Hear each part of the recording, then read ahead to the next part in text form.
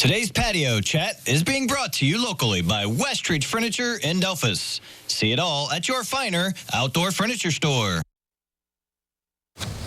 We're going to step back in time when you head on over to the Allen County Museum. We're going to talk more about, it's called Life in America. Joining me today, she is the Public Engagement and Learning Coordinator at the Allen County Museum, Hannah Bergstedt, and then we've got the Curator of Education at the museum, Sarah Risch. And thank you guys for coming today. Thanks for having us. Good to see you guys. All right, so Life in America, we're focusing on the 1930s, huh? So tell us about this event. Why do you guys do it, first of all? We do it mostly just so that everyone can learn about what was happening not only in America, but in Lima during the 1930s in Allen County.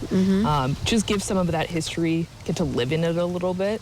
Our amazing docents will be acting like people from the 1930s, and we'll get to do things that are pop culturally relevant, but also, you know, Allen County relevant to the time. Yeah, and I know, Sarah, you know, with the children and stuff, you always like to do so many hands-on things and, you know, keep them active. So will this event also have some things for them to do?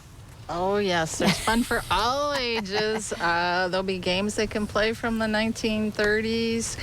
On Friday at 1:15, Mike Dew's going to be here, and magic was really big then, so you might even get to learn a magic trick or two. And there's crafts they can do that are from the time period. So, yes, there's lots of hands-on activities. Okay, the dates are July 18th and 19th, 1 to 4, right there at the museum. So, you know, people think 1930s, what could there possibly be fun to learn? But, I mean, just the magic thing right there that Sarah said was interesting. So what are some of the highlights of what happens in Lima, Allen County during that time period? I feel like Sarah might be able to answer that question better than I can. Okay, Sarah, tell us about that. Well, knowing that people didn't have much money, it was really amazing how much did go on in the 1930s. For example, the Parks Department had such wonderful opportunities for all ages back then. And there were all kinds of tournaments, you know, ping pong tournaments, checker tournaments, croquet tournaments, baseball. You know, no one could say they were bored in the 30s because there was just so much to do. See, and I think people would think they were bored in the 30s. So that is pretty interesting to know that kind of stuff. So I assume this is a big family event because adults and the kids can learn together, right?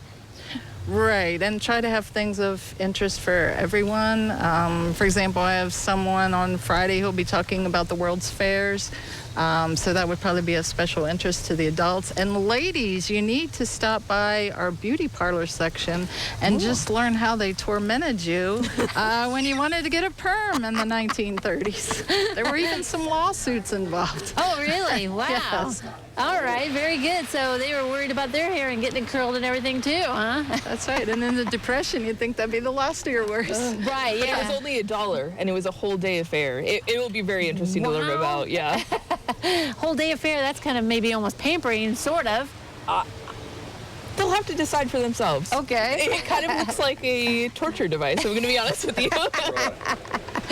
All right, so what kind of music and things did they have that way? Do you talk about that too? Or, you know, do you try to, you know, the whole lifestyle of people during that time period? Oh, yes. Warren Bowery's going to be back again, and he's a singer-guitarist, and he'll be playing some of the popular tunes each day, and that will be at 2 o'clock.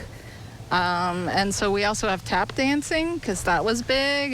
So the older people probably heard of Shirley Temple, and of course she was known for her tap dancing. And so Isabella from A Step Above is going to be giving mini lessons at 2:45 and 3:15 both days. And you don't have to be a child; you can be an adult and try it for the first time. There's so much fun trying to tap dance. So yeah, everybody should be able to do that and enjoy that whole thing. So this is absolutely, it sounds like a lot of fun. You just need to take advantage of all the different things that you're offering. Right. We just need you to show up and have a good time. Exactly, yes. And, you know, as you said before, the museum likes to offer this kind of thing, right? To, you know, to just educate people all the way around. Exactly. It's one of the small things we can do as a history institution that makes history come alive for people. And that's really what's important. And yeah, I think people are like, history, yuck, you know, but if you go to the museum and just even look around, don't even enjoy any of the events that you're doing, there's so much to learn, and it's an exciting place. It is a really exciting place. And we have such a varied collection too.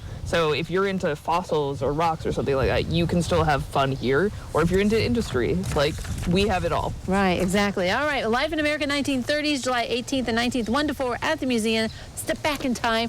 Ladies, thanks for highlighting some of it. Hopefully people go and enjoy the whole event. So thanks for coming. Thanks for having us. Thank you. All right, don't go away. Steven's up next with the weather forecast.